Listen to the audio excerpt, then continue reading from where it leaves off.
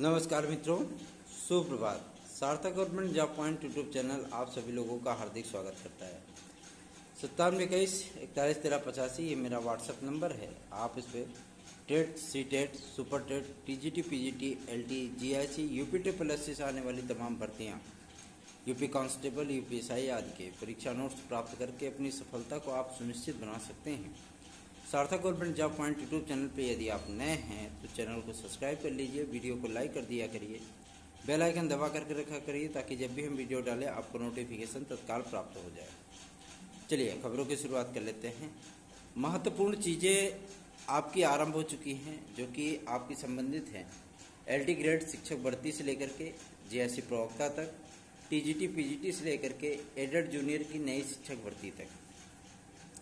सबसे अहम बात, जब कभी किसी तथ्य को लेकर के आवाज़ उठाई जाती है तो उस तथ्य का जो समस्या है उस समस्या का निराकरण हो पाना सुनिश्चित हो जाता है, क्योंकि उसके लिए उतनी तरीके से प्रयास भी किए जाते हैं। मैं बात कर रहा हूँ आपके एलटी ग्रेड में समकक्ष संबंधी योग्यता को लेकर के। समकक्ष संबंधी जो योग्यता है उसका निराकरण कोर्ट से भी नहीं हो पाया, क्योंकि कोर्ट ने भी इनको सजेस्ट किया था कि विज्ञापन में आप हर नियम शर्तों का स्पष्ट उल्लेख करिए ताकि किसी भी प्रकार का विवाद न हो। ठीक है, विवाद न हो, क्योंकि अहर्ता संबंधी जीत हो ही चुकी है। तो जाहिर सी बात है कि पहले 5 विषयों का टारगेट था, लेकिन 5 विषयों में से 4 विषय के विवाद सॉल्व कराए गए।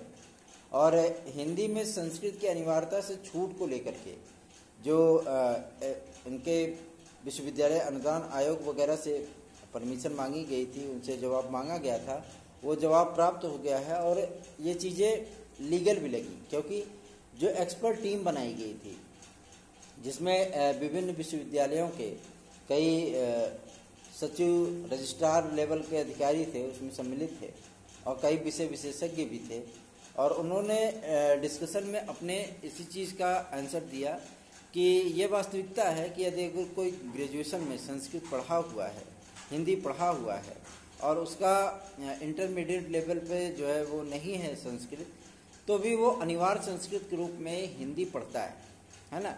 अनिवार्य संस्कृत के रूप में हिंदी में संस्कृत पढ़ता ही है। ठीक है ना। तो जाहिर सी बात है उसमें कोई दिक्कत किसी को नहीं फेस होनी चाहिए, और ऐसे कोई विद्यार्थी जो बीएड डिग्री धारक हैं वो हिंदी में जो है इस चीज़ के लिए अप्लाई कर सकते हैं। तो ये विवाद तो सॉल्व हो गया, और हमारे उन तमाम भाई बहनों के लिए लाभान्वित करने वाला ये विवाद था जो कि उनको बहुत परेशान करता था। कई लोग इससे लाभान्वित होंगे।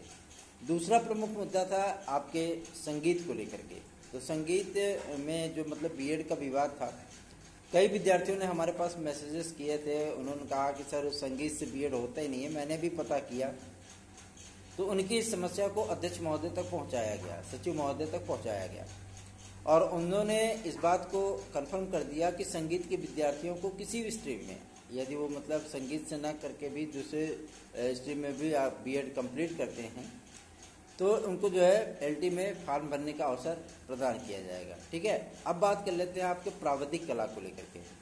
अभी तक जो बीएड की डिग्रियां हैं वो सर्वमान्य हैं। सर्वमान्य का मेरा तात्पर्य ये है कि मतलब एलटी ग्रेड और जीआईसी प्रवक्ता में यदि आप आवेदन करना चाहते हैं तो आपके पास बीएड की डिग्री मस्ट है। ठीक है। लेकिन कला विषय की अर्हता को लेकर के जो विवाद है, इसी मुद्दे को लेकर के है कि बीएड अनिवार्य है अथवा नहीं। क्योंकि अर्धशासकीय सहायता प्राप्त विद्यालयों में जिन शिक्षकों का चयन माध्यमिक शिक्षा सेवा चयन बोर्ड करता है, वहाँ पे कला की अर्हताएँ कुछ और हैं। और जब इस मुद्दे पर बातचीत की गई थी अध्यक्ष महोदय से, तो उन्होंने कहा था कि राजकीय सेवा नियमावली जो होती है, शिक्षक सेवा नियमावली, वो पूरी तरीके से डिफरेंट होती है, अलग होती है। ठीक है। और अर्धशासकीय सहायता प्राप्त विद्यालयों की जो शिक्षक सेवा नियमावली है वो पूरी तरीके से अलग है। ठीक है। और वहाँ के जो प्रावधान है, वहाँ के जो पेपर का स्वरूप होता है, सारी चीज़ें वो डिफरेंट होती है, अलग होती हैं, हमारे राजकीय विद्यालयों से बिल्कुल अलग होती हैं। इसकी वजह से थोड़ा सा मतलब दिक्कतें आई, लेकिन इन दिक्कतों का सामना करते हुए इन सारी चीज़ों को रिक्वेस्ट करके जो है संशोधित कराया गया, और कला के विद्यार्थियों को भी जो है प्राविधिक कला जो है, अभी बीएड की अनिवार्यता से उनको छूट तो प्रदान की गई है, लेकिन इन सारी चीज़ों को कंफर्म करने के लिए विश्वविद्यालय अनुदान आयोग से भी ये जवाब मांगा गया है और आपके माध्यमिक शिक्षा परिषद से भी पूरा डेफिनेशन मांगा गया है, पूरी जो है परिभाषा उसकी समझाए वो सारी चीज़ें। और माध्यमिक शिक्षा सेवा चयन बोर्ड से भी इस विषय के बारे में पूछा गया है कि किस प्रकार से कला के विद्यार्थियों को बिना बीएड के जो है कला में आवेदन करने का अवसर मिलता है और प्रशिक्षित स्नातक जो कि एलटी ग्रेड का ही ये समकक्ष है, आप एलटी ग्रेड को समकक्ष बोल सकते हैं उसके, है ना, तो उसके समकक्ष ही नियुक्तियाँ होती है। चूँकि वो अर्थशास्त्र की होता है, वो राजकीय होता है, बस फर्क इतना ही है। ठीक है, तो इन सारी चीज़ों को कंफर्म किया जा रहा है और हम लोग भी लग चुके हैं क्योंकि इस मुद्दे को जल्दी से जल्दी सॉल्व कराना है ताकि आप लोगों के विज्ञापन आदि की प्रक्रिया स्टार्ट हो सके और आप लोगों का विज्ञापन जारी हो सके। साथ ही साथ मेरा इसमें एक स्वार्थ भी है। स्वार्थ ये है कि बहुत सारे कला के हमारे विद्यार्थी, बहुत सारे भाई बहन जो चयनित हैं, जिनको मैं जानता भी नहीं पहचानता भी नहीं हूँ, उनके लिए भी प्रयास किए जा रहे हैं ताकि ये विवाद सॉल्व होते ही उनको लोग को नियुक्तियाँ भी मिल जाए, उनको नियुक्तियाँ भी प्राप्त हो जाए। बहुत सारे ऐसे भी विद्यार्थी हैं जिन्होंने 2021 टीजीटी में सिलेक्शन लिया और जो है हमसे उन्होंने मिलने का वक्त मांगा और उन्हें मिलने का वक्त दिया भी गया, उनसे मुलाकात भी हुई। उन्होंने जिस तरीके से, जिस गर्मजोशी के साथ मुलाकात की, जाहिर सी बात है कि वो सार्थक government job point YouTube channel से कितना स्नेह करते हैं, उनकी बातों से और उनके स्वभाव से ही झलक रहा था। ठीक है, और एलटी ग्रेड जीआईसी प्रवक्ता में कुछ विषयों को लेकर के यही विवाद है, जो कि कला है, कला में विवाद चल रहा था। ठीक है, अब बात आ जाती है आपके कंप्यूटर साइंस की, तो उसका विवाद तो सॉल्व हो गया। हिंदी, वो भी विवाद सॉल्व हो गया। संस्कृत में कोई विवाद है नहीं। गणित में बीटेक वाले के लेकर के विवाद था, वो भी सॉल्व हो गया, है ना। आपके संगीत वाला जो मैटर था वो भी सॉल्व हो गया। तो ये सारी चीज़ें जब सॉल्व हो गई तो दिक्कतें नहीं आती हैं। ठीक है, और बहुत जल्दी ही इन सारी मामले का पटाक्षेप होगा और सर्वप्रथम जो है कला के विद्यार्थियों की नियुक्तियाँ होंगी, उनको नियुक्ति पत्र मिलेगा, उनका पोर्टल खोला जाएगा, उनका वेरिफिकेशन होगा, चाहे वो प्राविधिक के हों, चाहे वो टेक्निकल हों, फाइन को हों, बीएफए हों। हमने किसी भी विद्यार्थी से ये चंदा वगैरह नहीं लिया है, फिर भी उनके लिए प्रयास कर रहा हूँ और मेरा प्रयास असफल नहीं होगा, मेरा प्रयास अवश्य ही सफल होगा और आप लोगों को नियुक्तियाँ भी मिलेंगी, आपका विज्ञापन भी जारी होगा। जो विवाद, चाहे वो आपके प्रवक्ता लेवल पे हो, चाहे वो आपके एलटी ग्रेड लेवल पे हो, इन सारी चीज़ों का विवाद बहुत जल्दी उनका निपटारा होने चल रहा है। आप लोग बेफिक्र रहिए। हमारी टीम यूजीसी पहुंच चुकी है और आज जो है यूजीसी के चेयरपर्सन वगैरह से उनकी मुलाकात होगी। इन सारे मुद्दों पर उनसे डिस्कस किया जाएगा, उनसे पूछा जाएगा और उनकी जो पांडुलिपियाँ हैं, सारी चीज़ें उनको निकाल करके जो है मतलब देखी जाएगी। हमारी एक्सपर्ट टीम भी उनको सहयोग करेगी यदि उनका आदेश होता है तो। यदि ये चीज़ें होंगी तो उनसे कंफर्मेशन लिया जाएगा कि कब तक वो अपना जवाब लोक सेवा आयोग और मुख्यमंत्री महोदय के कार्यालय को और साथ ही साथ शिक्षा निदेशालय को प्रेषित करते हैं। अच्छा, शिक्षा निदेशालय ने जो पत्र भेजा था विश्वविद्यालय अनुदान आयोग को, वहाँ से ये क्लेरिफिकेशन मांगा गया था कि समकक्ष में जो डिग्रियां विश्वविद्यालय अनुदान आयोग परमिट देता है ना, जैसे एनसीटी परमिट देता है बीएड की डिग्री को, वैसे ही आपका जो है विभिन्न स्नातक डिग्रियों को परमिट देता है आपका विश्वविद्यालय अनुदान आयोग। तो ये सारी चीज़ें कंफर्म की जा रही है कि अगर बीए को मान्य किया जाता है, बीएससी मान्य किया जाता है, एमकॉम मान्य किया जाता है, बीकॉम मान्य किया जाता है, ठीक है, बीए ऑनर्स मान्य किया जाता है, बीएससी ऑनर्स, ये सारी चीज़ें जब मान्य की जाती हैं तो इनके समकक्ष किनको रखा जाए, है ना। और जैसे कि संपूर्णानंद विश्वविद्यालय की एक विवाद था, तो उसका विवाद का निपटारा करने जा रहा हूँ और बहुत जल्दी ही उसका विवाद भी समूह का और समूह खा वाली एक डिग्रियाँ आ गई हैं, जिसको देख करके मेरा भी दिमाग थोड़ा सा चकराया हुआ है।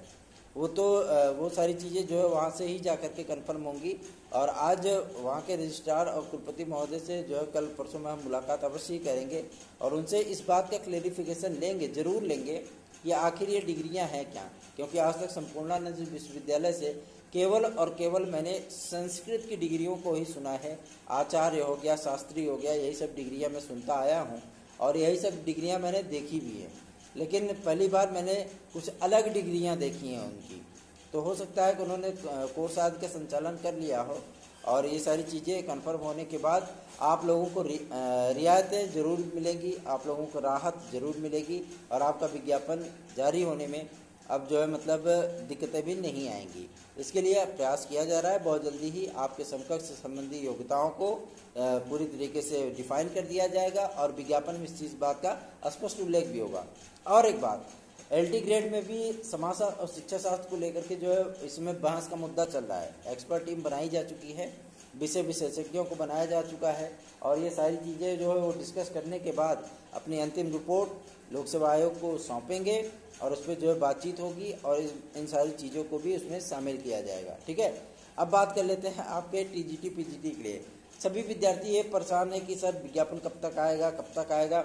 मैं आपको बता देना चाहता हूँ कि 14 तारीख को ये कूल डाउन हो रहे हैं, आवेदन की अंतिम तिथि है और 8 मेंबर की एक साथ नियुक्ति हो सकती है, जैसे कि सूचना प्राप्त हो रही है सचिवालय से और माध्यमिक शिक्षा विभाग से भी जो सूचना मिल रही है उसमें ये कन्फर्म हो चुका है कि 8 सदस्य जो है वो आपके नामित होंगे और अध्यक्ष को भी बदला जाएगा। अध्यक्ष आपके दूसरे आएंगे, एक परमानेंटली आपके जो है सचिव महोदय होंगे उसमें, ताकि प्रक्रिया में किसी प्रकार की बाधा न आए। बहुत सारे लोग बोल रहे हैं कि विज्ञापन नहीं आएगा, सरकार भर्ती नहीं करना चाहती। अगर सरकार भर्ती नहीं करना चाहती होती तो अध्याचन आदि की प्रक्रिया ही स्टार्ट नहीं होती, है ना। हम लोग चिल्ला करके, हम लोग बार बार ज्ञापन दे करके भी क्या कर लेते। अगर सरकार की मंशा ही नहीं होती, माध्यमिक शिक्षा विभाग की मंशा ही नहीं होती तो वो 15 दिन के भीतर इतनी फास्ट ट्रैक पे रख करके आपके अध्याचन आदि प्राप्ति ही नहीं करता। बहुत सारे लोगों ने तो ये भी कहा था कि LT ग्रेड का अध्याचन अभी तक लोक सेवा आयोग पहुँचे नहीं है ना।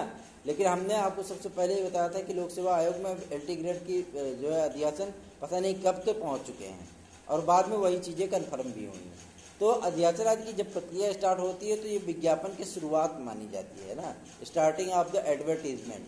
तो आपको परेशान होने की आवश्यकता नहीं है। 14 तारीख तक आप लोग थोड़ा सा वेट करिए। जैसे ही सदस्य अध्यक्ष वगैरह की नियुक्ति होती है, सचिव वगैरह की नियुक्ति होती है, बेफिक्र हो जाइए, आप लोगों का मई माह में विज्ञापन अवश्य जारी होगा। इसके लिए हम लोग प्रयास भी कर रहे हैं, प्रयत्न में भी लगे हुए हैं और आप सभी की समस्याओं का निराकरण कराने के लिए और आप लोगों को दिलासा देते देते तो मैं स्वयं भी इस बात में कभी कभी उलझ जाता हूँ कि आखिर विज्ञापन आदि की प्रक्रिया को कब तक कंप्लीट किया जाएगा। क्योंकि जब मैं किसी अधिकारी से, किसी कार्यदायी व्यक्ति से मुलाकात करता हूँ, मेरा पहला सवाल यही होता है कि आखिर विज्ञापन को जारी करने में क्या बाधाएं आ रही हैं, है ना। और ऐसा नहीं है कि सरकार की मंशा नहीं है, सरकार की मंशा नहीं है, बिल्कुल भी है। और अगर नहीं होती तो अध्याचन आदि की प्रक्रिया को वो हमारे कर देने से या हमारे प्रयास कर देने से स्टार्ट नहीं करते, ठीक है ना।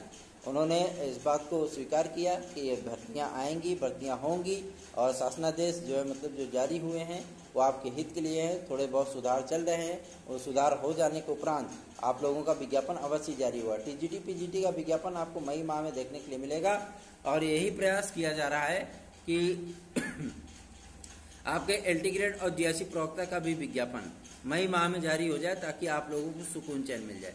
बहुत सारे विद्यार्थी मुझसे ये पूछते हैं सर राजस्थान TGT आया, क्या उसमें डाल दें।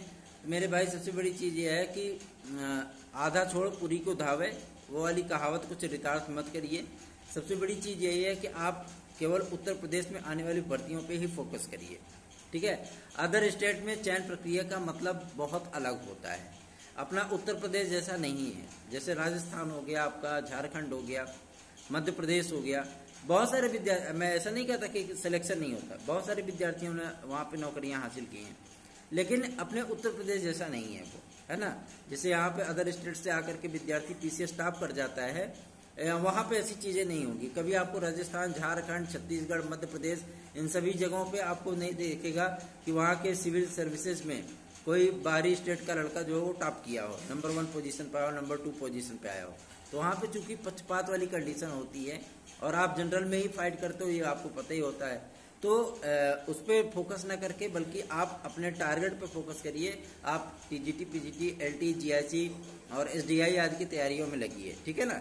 और सुपर टेट के लिए बहुत सारे विद्यार्थी हमसे सवाल पूछते हैं, तो सुपर टेट के लिए अभी आप लोगों को इंतजार करना पड़ेगा। इंतजार ये है कि जब तक कि आपके BEd केस का क्लेरिफिकेशन नहीं हो जाता। कल हमारी बातचीत हुई थी SCRT में, तो उन्होंने इस बात को स्पष्ट कर दिया था कि प्रपोजल पूरी तरीके से हम लोगों का तैयार है और बीएड के केस का फाइनलाइजेशन होने के बाद जो है हम लोग विज्ञापन अवश्य लाएंगे। उसके पहले भी विज्ञापन ला सकते हैं यदि शासन की मंजूरी होगी तो, ठीक है ना। तो आप लोगों को निराशा के वातावरण में जीने की आवश्यकता नहीं है और इस तरीके की तैयारी करिए ताकि आप सभी लोगों को सफलता इस बार अवश्य ही प्राप्त हो जाए। ये भर्तियां, आने वाली भर्तियां जो है वो पूरी तरीके से पहली और आखिरी भर्ती है। इसके बाद सारी चीज़ें जो है वो नई शिक्षा नीति में चली जाएंगी। नई शिक्षा नीति का पूरा ब्लूप्रिंट तैयार हो चुका है और शासन इन सारे तथ्यों को लेकर के अभी इसलिए उदासीन बना हुआ है क्योंकि 2024 में आम चुनाव है ना। और आम चुनाव के बाद आप सभी लोगों को ये सारी चीज़ें देखने के लिए भी मिलने वाली हैं, जैसे कि नई शिक्षा नीति होगी तो उसमें एक अध्यापक बनना मतलब एक कलेक्टर बनने से भी ज़्यादा कठिन हो जाएगा। इसलिए आप लोग इतनी तैयारी अपनी अवश्य कर लीजिए ताकि आप सभी लोगों को इस बार सफलता मिल जाए और आप लोग अपनी एक एक सीट लेकर के किनारे हो जाओ, ठीक है। और अगर आप ये सोच रहे हैं कि विज्ञापन आने के बाद हम तैयारी स्टार्ट करेंगे तो आपसे बड़ा जो है मतलब स्वयं के प्रति छल करने वाला इंसान दूसरा कोई होगा भी नहीं, क्योंकि विज्ञापन आने के बाद आपको महज 30 से 32 दिन का टाइम मिलेगा और उतने टाइम में एक संपूर्ण सिलेबस की तैयारी कर पाना, क्योंकि सिलेबस इतना आसान भी नहीं है एलटी ग्रेड, जीआईसी और टीजीटी पीजीटी का। यदि आपको वास्तविकता में सफल होना है तो आप सीजन में पढ़ाई करने की आदत डालिए।